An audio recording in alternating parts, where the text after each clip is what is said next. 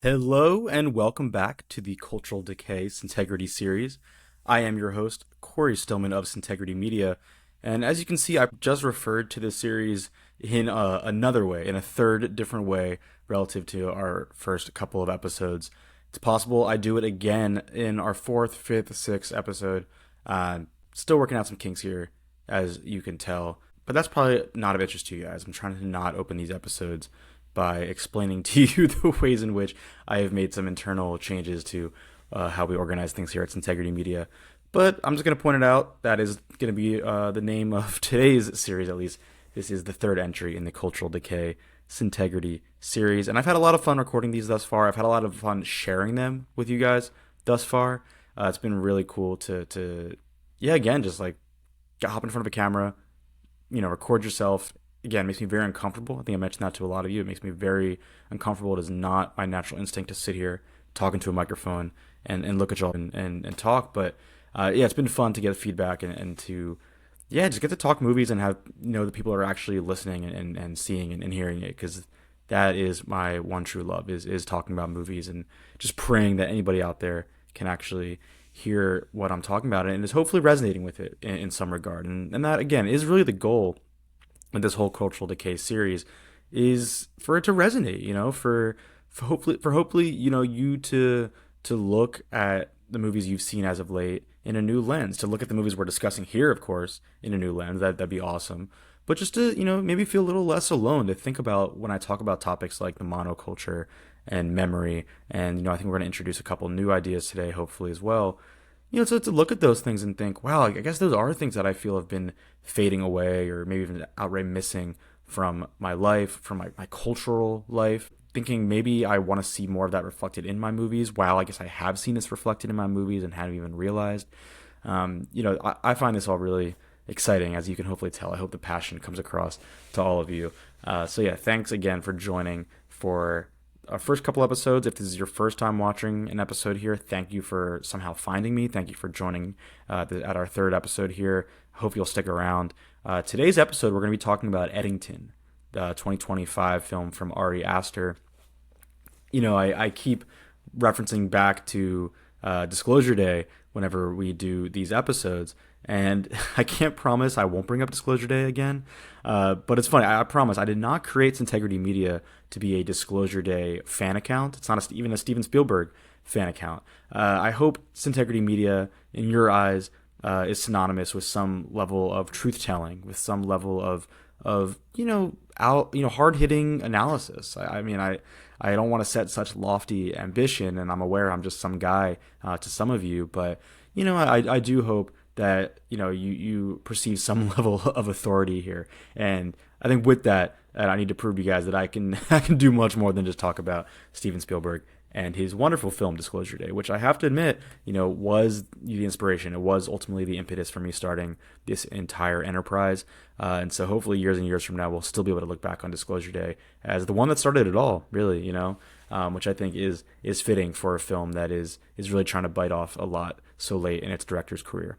So again, no promises that we don't refer back at some point to Disclosure Day. But we're moving on here. I always knew the second episode was going to be about Nope. I knew as soon as I watched Disclosure Day that those two films were just like so intertwined in my mind, and I felt had very similar things to say about culture, spectacle, memory, all the things that hopefully you picked up on in our last episode. But I didn't know where the third episode was going. I really didn't. There's a lot of directions it could have gone. I think if you listen to the first episode on Disclosure Day, I talk about a lot of different movies that I do ultimately plan to touch on over the course of this series, however long it might run. But it was a little more open-ended as far as where we could go from here. And so ultimately, I felt I've been referring back to COVID a lot thus far across two episodes. I've been talking about COVID-19 and how I did feel that the pandemic was an incredibly transformative time for American culture, for global culture, and that things really have not been the same ever since. And in order to really maybe prove that point to you, or at least just dive into it a little bit deeper, I felt there's no better film to revisit than last year's Eddington. Now, just like the last two films we discussed, this is a divisive film. If you've seen Eddington, you probably know what I'm talking about. This is a film, it's really the only film I can think of, at least only mainstream release, to have tackled the pandemic so head on in retrospect, right? I think there were actually a lot of films in 2020 that very quickly decided to respond to the pandemic, just slap some masks on people or put just a couple people in a space and use buzzwords like social distancing and all that good stuff, and just kind of tap into the zeitgeist a little bit.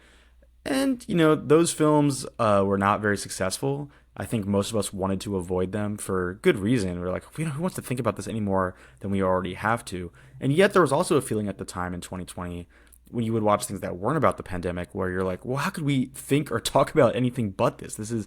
Life has changed so dramatically. It's almost ridiculous to see it depicted any other way. So it was kind of a lose-lose at the time for creators. And so I don't begrudge anyone who did want to evoke the pandemic so immediately. But a lot of viewers still, even 5 years later in 2025, were not ready to confront it, especially the way that Ari Aster chose to confront it with Eddington. Again, Eddington is a film very explicitly dealing with the pandemic. It is about a small town of Eddington, New Mexico. It's a fictional town. I believe it's been said that it's inspired by, I think, Truth or Consequences, New Mexico, which is a small town. It might even be the exact town that Ari Aster grew up in. I know he's from the area. And it's about a mayoral race in that town between the local sheriff, played by Joaquin Phoenix, and the incumbent mayor in Pedro Pascal. It's about a lot more, as we will get into, but it's essentially about these two, and it's a kind of neo-Western. I remember that's even how the film was announced back when all we knew about it was maybe its leads, its director, and its genre. We knew that Ari Aster was making a neo-Western with these two guys in the lead. And I think what makes this film work so well is that neo-Western sensibility. It plays into genre in a really clever way. And that was something that took repeat viewings for me to really understand about Eddington, is that this very much is a Western. It's very much a Western. And it uses the tropes of 2020 in a very funny way to sort of adapt a Western to our modern times, hence the term neo-Western. Neo-Western is kind of a growing genre over the last decade or so. Like, you probably have enjoyed a lot of these without even realizing, maybe. Sicario is a great example of a neo-Western. Hell or High Water is one of my personal favorites in this genre. No Country for Old Men. These are all movies that are set in more contemporary times, but use kind of the backdrop of the American West. And again, just some of the genre tropes that we associate with the Western to talk about America in a more modern context. But again, Eddington, that's such a hilarious way to do that, to talk about COVID as a kind of Western. Again, something like social distancing, there's a great moment that is filmed as a very classic kind of, duel, a kind of showdown between Pedro Pascal and Joaquin Phoenix. Pedro Pascal takes a slight step forward, and Joaquin Phoenix says, whoa, 6 feet, 6 feet, 6 feet. And he's doing it kind of facetiously because, as we'll get into, his character, Joe Cross, is probably not someone most of us would agree with politically. At least I imagine if you're watching this, you would probably not align with Joe Cross on many things. I know I certainly wouldn't. And yet his character is still really intriguing and very human. And yeah, that is something I definitely want to dive into as we move through here. But again, it's a funny way to kind of play on some of your expectations of what a Western might be, and then hit us over the head all of a sudden with some of the absurdities of COVID. And I say absurdities because, and I hope you can agree with that, because I think how you feel about Eddington has a lot to do with how you feel about the pandemic, with how willing you are to think back on it at all, and, maybe admit to some of its, like I said, absurdities. This is a film that is very cynical. It's deeply cynical, and we talked a lot about optimism versus pessimism, optimism versus cynicism in our, here I'm going to do it, our Disclosure Day episode, because as we said, Spielberg's a very, I think, optimistic filmmaker, and a lot of us are cynical audience members these days. It's just true. We're cynical viewers of films. And I am one of them. I mentioned that. I'm one of them, and yet I was won over by what Disclosure Day is selling, what Spielberg is trying to sell with that film.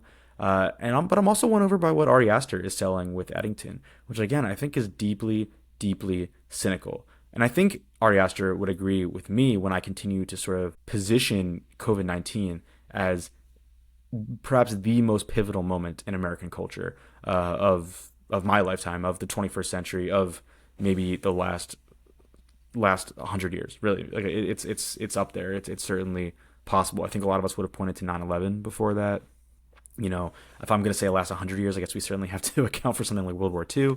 So, you know, we can have more. I'll bring a historian in on eventually, and we'll talk about that from maybe a more objective viewpoint. But let's all agree for a second here that COVID-19 had a dramatic impact on culture as we know it. And so, in the case of Eddington, really the sort of thesis of this film is that it's basically saying, God, we were all so fucking stupid. We were all acting so fucking cringe. We all were so in our own heads, in our own worlds, and as a result, we were blinded to some of the real awful things that were happening right before our eyes. We were passionate about important causes. You know, I don't think, you know, because some of the issue I've seen, or some of the issues I've seen raised about Eddington are that the movie is too dismissive of some well-intentioned causes and people, namely probably the Black Lives Matter movement. It skewers a lot of what arose in the wake of George Floyd's death, and you could argue it maybe doesn't extend all that much compassion to George Floyd. It uses that incident, that tragic incident, I should say, that murder, I'll say, because I want to make it very clear where I stand on this. It uses it as a kind of window dressing for the point it wants to make as far as evoking the period and allowing its characters to have a certain response to it. But first off, Eddington is very funny. I'm just going to be honest. I hope, like, I will not back down from that fact. Eddington is very fucking funny. And I think there's something very honest about holding a mirror up to all of us and just saying, look, you guys were kind of cringe back then, okay? Especially because the town of Eddington, New Mexico is a very white, small town where really the only black guy in the entire town is a cop. He's a cop, and he's obviously on the other side of these protests. He's there to kind of try to shut them down, although certainly not in as any violent or dramatic of a way as some of the things we saw in cities like Portland and Los Angeles and the like. But you know, it is funny to see all these white children, white teenagers who again are well intentioned. They're experiencing a kind of awakening to the realities of racial injustice in the United States, and I think that's great. I certainly experienced my own reckoning with that kind of thing at the time. I had just graduated college in 2020, and I did all the, again, maybe cringy things in retrospect. I watched almost the entirety of Spike Lee's filmography because in my mind that was somehow making a difference. I read books like Ibram X. Kendi's How to Be an Anti-Racist, or Keith Lehman's Heavy. I mean, I read some really beautiful books and some beautiful films. I mean, I was actually very grateful to have seen all of Spike Lee's filmography at the time. I got to experience some things like When the Levees Broke, which, by the way, is like maybe one of the greatest achievements in documentary filmmaking ever. It's about the Hurricane Katrina in New Orleans in 2005. It's just an astonishing film. So, you know, these were things, and I made like the Facebook post about how important it is to listen to black voices, and again, I am sweating right now thinking about it, quite frankly, because these were the things that a lot of us were doing, and I think it felt right. I mean, look at our corporations and the things they were doing at the time. Think about us posting black squares to our Instagram. One of the most brilliant transitions in Eddington comes on a Zoom deep into an Antifa member's black mask. So we zoom all the way until the camera goes to black, and then we zoom out from the black to reveal a black square on an Instagram feed. I'm proud to say I did not post a black square. But again, these were all things that we were doing to, quite frankly, make ourselves feel better at a time when we felt really isolated from one another and very, very alone. And as we talk here about cultural decay, part of that is maybe the belief that we are still kind of isolated from one another, that we might still feel kind of alone. And our films are attempting to help us realize that, understand that, hopefully come back together to a certain extent, the way that Steven Spielberg certainly wants us to do with Disclosure Day, with a kind of monocultural moment like the one he posits there. You know, so these were things that we experienced during COVID. That those were monocultural moments. I think if you posted a black square, it was just because you wanted to be a part of something, because you were probably, quite frankly, feeling really fucking depressed, really fucking powerless, understanding that, wait, this is really awful what is happening in this country, alongside the million other awful things that are happening in this country.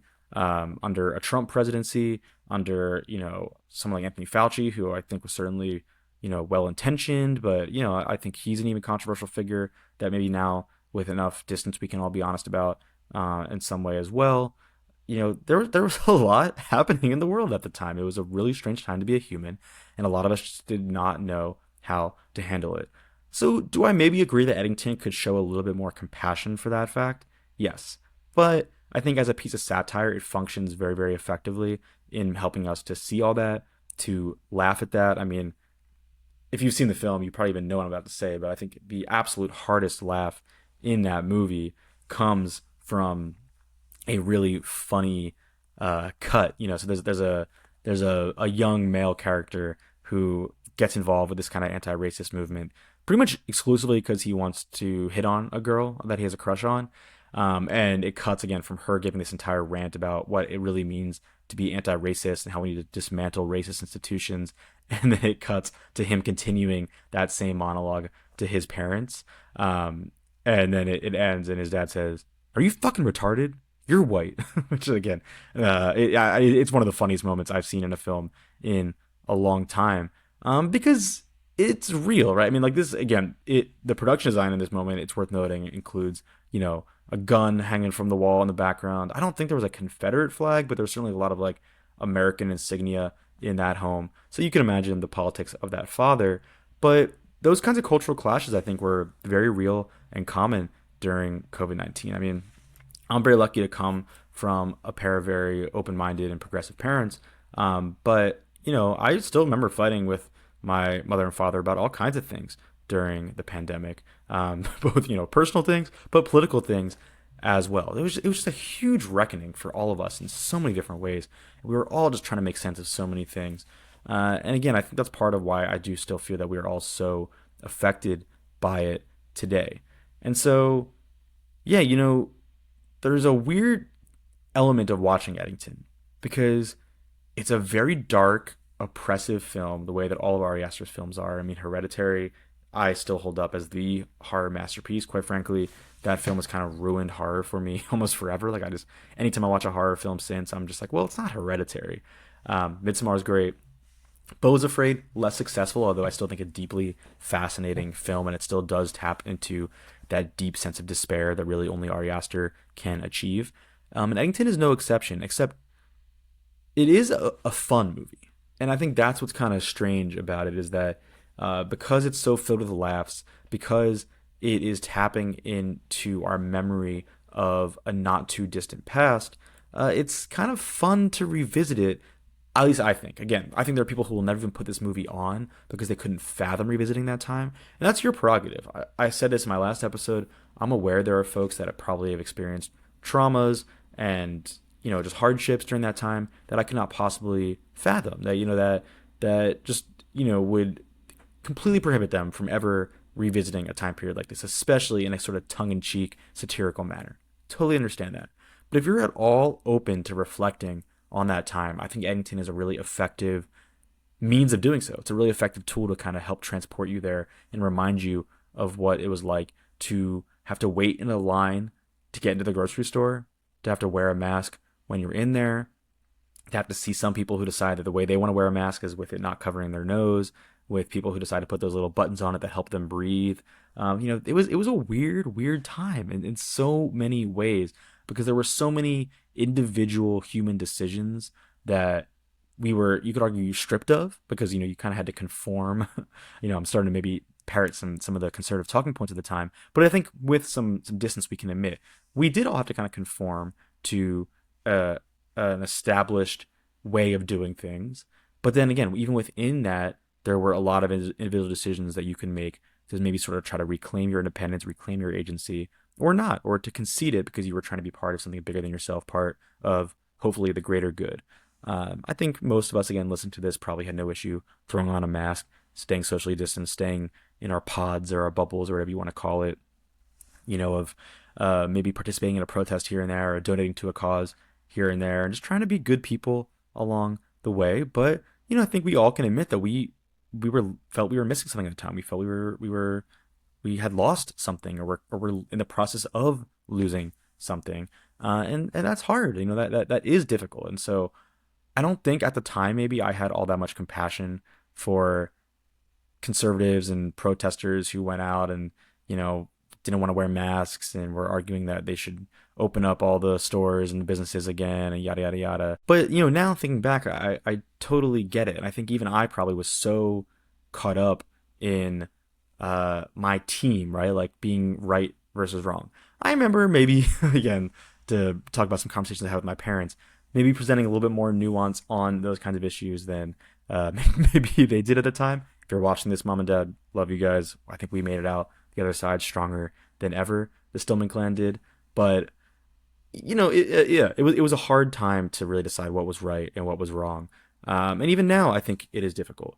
But again, kind of going back to why it's even worthwhile to hold this mirror up, to experience that time period again via this form of satire. What Ari Aster, I think, is really trying to highlight with Eddington is how distracting all that ultimately was. Not to say it wasn't important. Again, I think there is maybe a version of this film that that is a little more gentle in how it handles those things, that maybe treats some of the protesters and people and the well-intentioned folks with a little bit more respect or reverence. But ultimately, while all of that was going on, while we were fighting over these topics, the world was turning towards something much more sinister, to be honest. And specifically, what Ari Aster points to in this film, and it's really so brilliant, is data centers. Data centers that's such a buzzword now. We probably all know about one being built in our area, or have heard about them being built in different areas of the country or the world as we continue to fight the good fight against AI. Which I don't know if I've used the phrase AI all that much in this series, but AI is certainly part of cultural decay. I mean, you could argue it is maybe the greatest threat we face in terms of losing our human culture to something that is very much not human. And in order to power that AI, we have data centers popping up all around the world. And this is something that you can trace back to that time period. And that's not necessarily a connection that I would have made on my own. And I think it is generally what makes Eddington a legitimately clever film, is that it has that viewpoint. It has a very clear viewpoint about what it is trying to say about how we got to this moment. And so although it never talks about AI, maybe like a loss of human creativity, I think Ari Aster is certainly lamenting that fact, and lamenting the environmental toll that data centers certainly take, and that the use of AI certainly takes on all of us, and just the loss of community and of land, of land that could have been used towards something so much more impactful and meaningful to the local community and to the surrounding community, all that good stuff. And so Gold Magikarp, I believe, is the name of the fictional company in the film. And I would love to know how Ari Aster thought of that. Magikarp, of course, is a type of Pokemon. So I feel like that had to have been on his mind. I feel like Ari Aster is just enough of a little nerd like the rest of us to be making that connection all on his own. But that's the name of the fictional corporation that really just kind of hovers in the background of Eddington. Uh, the company has a deal with Pedro Pascal, the incumbent mayor, to kind of come in, build its data centers. And then there's also some folks in the town who are very much against this, such as like the owner of a local Mexican restaurant. And Joaquin Phoenix's Joe Cross kind of positions himself on that side of the debate, but not because he really has any real take on data centers or real skin in the game in that regard. He just wants to win. He wants to fight for his own cause of liberty and freedom, and the right to do what you want, particularly amidst the protocols around COVID-19. But it does set up this really interesting debate, especially because, again, Pedro Pascal is kind of liberal coded in the film, at least insofar as we can tell, in a film that isn't necessarily getting into real politics. Trump's name is not uttered once in this film, and I've heard that levied against it as a criticism as well, although I think that's a little less fair. Trump's name hasn't been uttered all that much in this series, but again, I hope you can tell how I feel about the guy, and how I do think he's actually very relevant again to this topic of cultural decay. And I pray that maybe if I'm still recording this series in 2028, assuming democracy actually plays out, that maybe we actually feel a regeneration of culture, that culture does not feel like it's only trending downward, that it's not only decaying, maybe it starts to rebuild itself in some way. But I've mentioned this as well. This is a global phenomenon. I really do believe that. Trump, in some sense, is a global phenomenon. And so, again, maybe there is some reason for hope. But let me just say his name there so you can rest assured in case you were worried that the more I talk about Eddington that I might be some kind of conservative nut job. But again, it's interesting because Pedro Pascal, as the liberal coded mayor, is on the side of these data centers. Joe Cross, as maybe the more conservative type, is against these data centers. But that's kind of the point, right? Is that like we can't really use our political spectrum to understand a lot of these issues, and our political spectrum is quite honestly becoming more and more incompatible with the pressing issues of our time. I mean, like hopefully this isn't controversial to say that liberals kind of fucking suck when it comes to some important issues of the environment, issues of data and AI, issues of economic justice. I mean, really across the board, I think we have observed over the last half decade, even much longer, just how, quite honestly, incompetent or disinterested, I should say, a lot of Democrats and liberals are in affecting real positive change. You could have a whole political theory conversation about why that is and all that good stuff. Perhaps we will dive into that rabbit hole eventually, but let's just leave it at that for now. I think Ari Aster's film transcends some of our traditional politics, and I think any of your discomfort with the movie, beyond maybe some valid discomfort with, again, it's revisiting of COVID-19, might just have to do with a bit too staunch of a commitment to politics. And if I'm talking to you and you're feeling attacked by this, reach out. Let's have a dialogue. Let's debate it, because I'm always open to responses on anything I say in here, because I'm just some guy talking to a microphone, and I want to hear some response. I want to actually experience some engagement here. So I think this is it's a touchy topic to even talk about COVID at all, and especially in a political framework. It's messy, and I love that. I love that. It's why I do want to sit here and record this episode and share it with all of you. And so that is the general thesis that Ari Aster presents with Eddington. Again, a deeply cynical one, essentially saying you are all so distracted by all these awful things that were happening, something even more awful was happening, and now look how fucked we all are. No solutions, really. No, like, what could we have done differently? What can we do now? And that's not a bad thing. I'm actually not criticizing Ari Aster for that at all, because I did, as I said earlier, find that observation legitimately perceptive. Like, I really do think it's a very perceptive connecting of the dots, and I think Eddington will only continue to age better and better as a result. I think we've already seen that, quite frankly, when you see some of these stories of how data centers are popping up in these small towns and around the world. But cynicism is a difficult, trait to carry out for too long.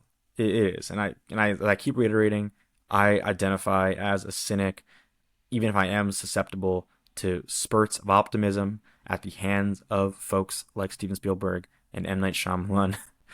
I am just as susceptible, if not more so, to the cynical viewpoints of a guy like Ari Aster, and I really admire his worldview in a fucked up kind of way. But again, I say it's a difficult viewpoint to carry on for too long, because again, what the hell are we supposed to do with that? We can't just be cynical forever, and it's why some of that pushback against Disclosure Day did kind of frustrate me, because I was just like, guys, I mean, sure, you could say, hey, things wouldn't go down that way. Hey, he should have been more nuanced about this or that. But at a certain point, I do think we have to give filmmakers the right, especially filmmakers like Steven Spielberg, who have, quite frankly, earned the right, who have reiterated a certain kind of sentimentality and a certain kind of optimism over and over and over, a certain belief in the American project at times when we really just, quite frankly, shouldn't. I mean, The Post came along as a sort of direct response to the horrors of Trump's rise way back, believe it or not, in like 2016, 2017. And it said, like, hey guys, remember, journalism and like the American press and the media ecosystem can fight back against this kind of thing. It has in the past. It exposed Watergate, it exposed Nixon, and it restored democracy and justice, yada, yada, yada. Now look, again, as a cynic, the self-identifying cynic, that, doesn't feel all that resonant with today's world, with the Trump era, and what we've seen transpire in nearly the decades since The Post came out. But this is a guy who, this is what Steven Spielberg does. And so I think he has earned the right, especially in this maybe more grand really sort of philosophical context to talk about belief, and how important it's important now, more important than ever. But again, there's a time and place for cynicism, and we have it here with a film like Eddington, the one that we are discussing as our third entry in this Cultural Decay Integrity series. And I'm sitting here even now kind of at a loss for words, which isn't great when you're the only one talking to a microphone and you got no one to your left, no one to your right. But it's something I really do open up to all of you, and I hope you can kind of help me work through this. Is like, what do we do with cynicism, especially when we find that cynicism to be as effective as it is in Eddington? Because when I watch this film, there is a weird kind of cozy nostalgia that comes across as well for a lot of the experiences of the time. As much as I can laugh at and be like, oh wow, those BLM protesters were kind of cringy. I was kind of cringy when I went out in my small white suburban town, just outside Philadelphia, where I was living at the time. And I protested with a bunch of other people who looked just like me. And we all meant well. We were thinking about the awful things that happened to George Floyd in Minneapolis, the awful things that happened to, the black folks in a city we all love and care about so much, like Philadelphia. I mean, I think we're aware of the issues. And again, I keep using this phrase, well intentioned. We were.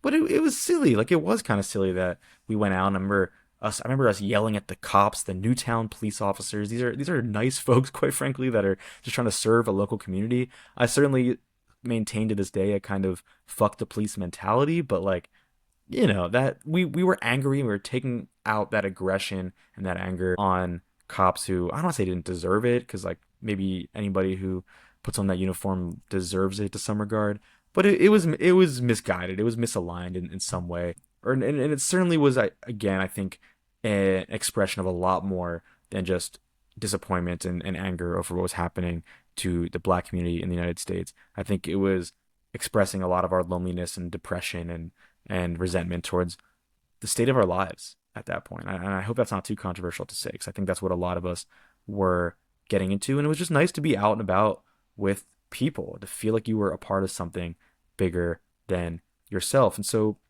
when I see that stuff depicted at Eddington, as much as I can point at it and laugh, I can also be like, wow, you know what? That was kind of nice. It was nice to build friendships with people over this, to feel a sense of purpose and real intention when I would watch every Spike Lee film. That felt more meaningful than the movies I put on today. And that's, by the way, kind of what I even wanted to cultivate here with all of you. I think I mentioned early on that I want this series to feel like a film club. Like, I hope you don't just watch these videos because you love me, although thank you. Hey, I hope you enjoy the sound of my voice and what I have to say. But I really do hope that you'll watch these movies if you haven't already and engage with them. Rewatch them even if you have seen them before. And let's treat this like a film club. Like, what are your thoughts? Again, I keep encouraging you guys, please comment, email me, reach out to me on social media, anywhere you want to find me. Let's talk. Like, seriously, like I think it's really important that we engage with this kind of stuff. And I want to provide that sense of maybe organization to your personal viewing habits, if you'll allow me to be the curator of your cultural life in that way. Again, it was meaningful for at least a short time to be like, I should watch Spike Lee's filmography. I went back and watched Body and Soul, the Paul Robeson and Oscar Micheaux film, and dove into that part of kind of like black film history.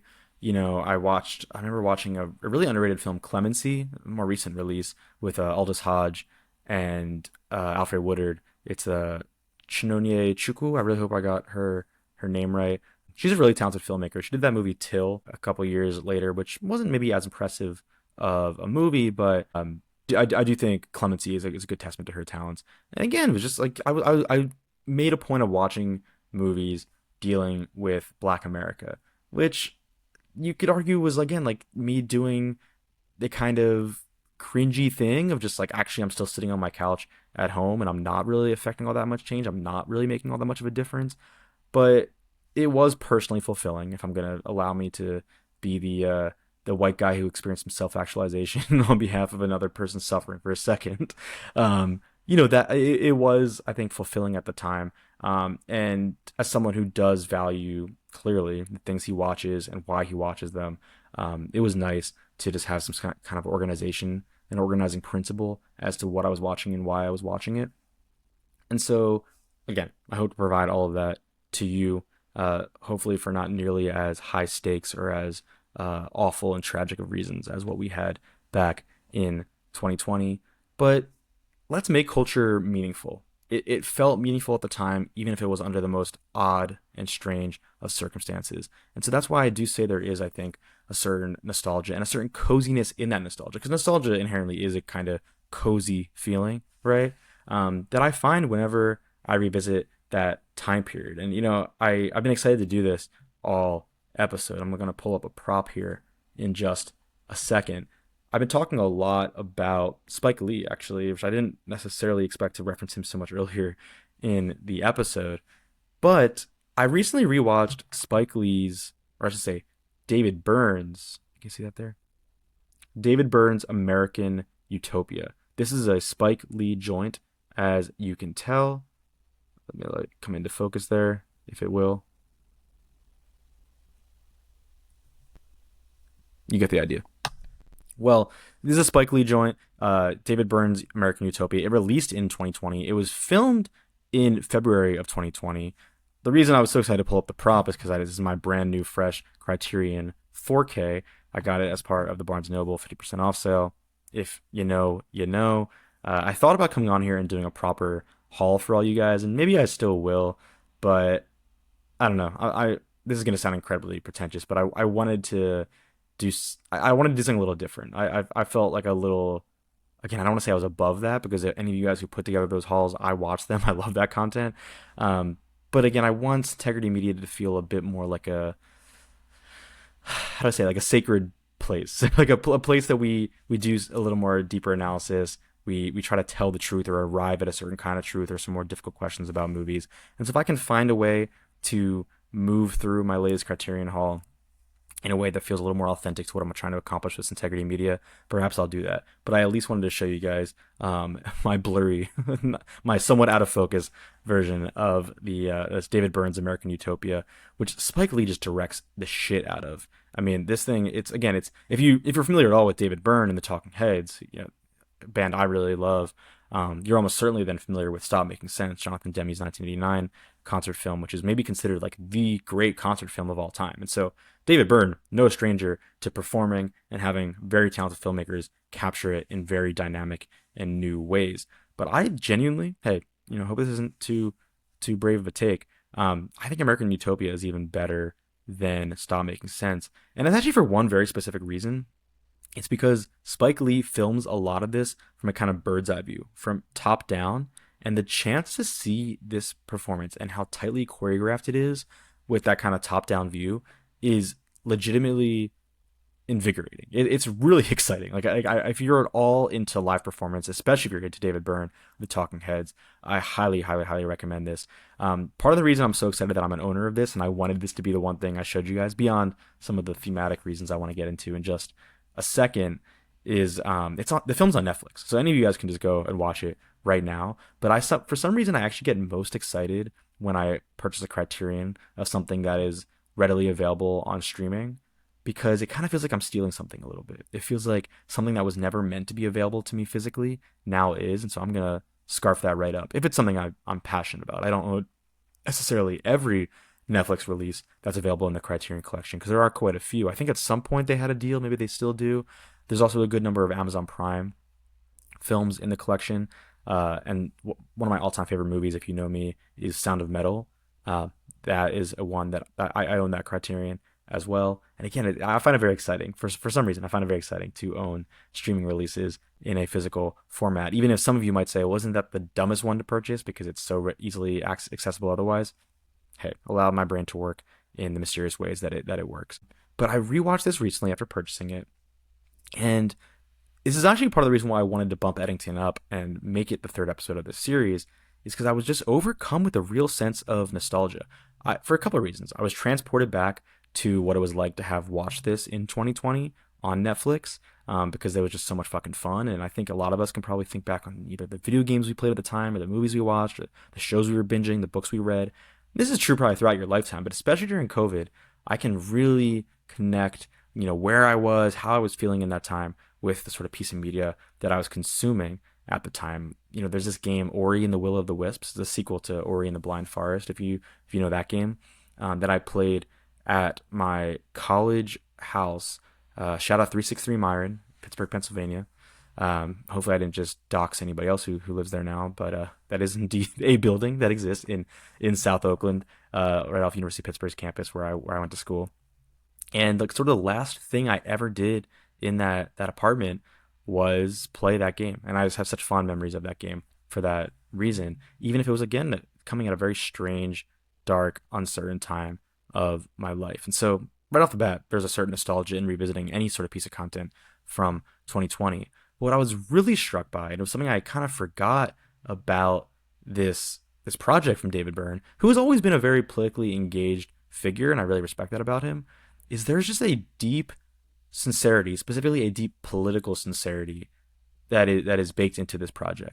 That is really striking and even maybe kind of odd to experience all these years later, because it's just so not how we think about or talk about our politics, especially in relation to that period of time, right? I mean, I'm talking about Eddington, which is maybe now considered like the great artifact of COVID-19, of how we think about it and talk about it. Again, a very cynical film. I can't think of many movies that are willing to look back at that time with such rose-colored glasses, and I'm not sure that'd be a really effective piece of media today.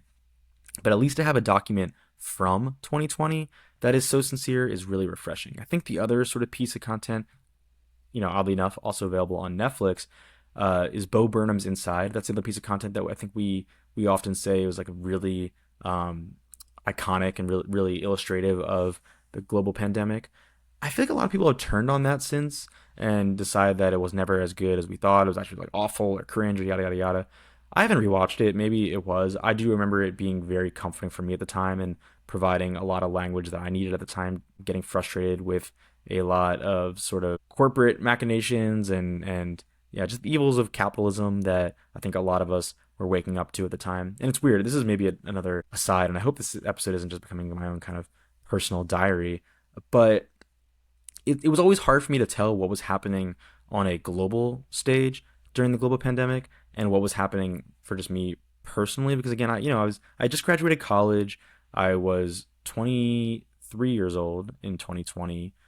So that is a time of where you're doing a lot of your own political reckoning anyway, where I'd spent the last 4 or 5 years really coming to understand how much I hated capitalism and really full on in my kind of leftist fuck it all kind of mindset. And I think a lot of us were realizing that at the time for good reason, and there was a lot in the world that was making it abundantly clear. But again, sometimes I wonder how much I was in my own bubble of that experience and how much of that was really happening on a mass scale. But you watch something like American Utopia, where there's a really powerful moment towards the end where he performs this protest song that was originally written by Janelle Monáe, and he talks about how he had to ask her first if it would be okay for a white man and his band to perform this song.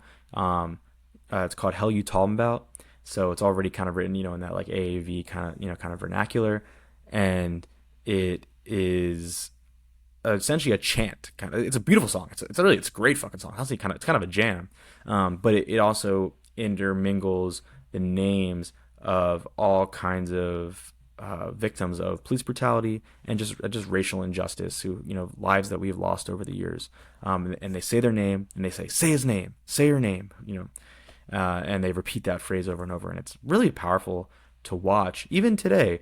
But it does feel like it's from a different era. It really does. It's just like, even though we continue to experience racial injustice in this country, even though I pray that, and knock on wood here, that we never get another high profile murder like that in this country. And I pray that if we do, we respond to it with the same kind of vigor and anger that we once did.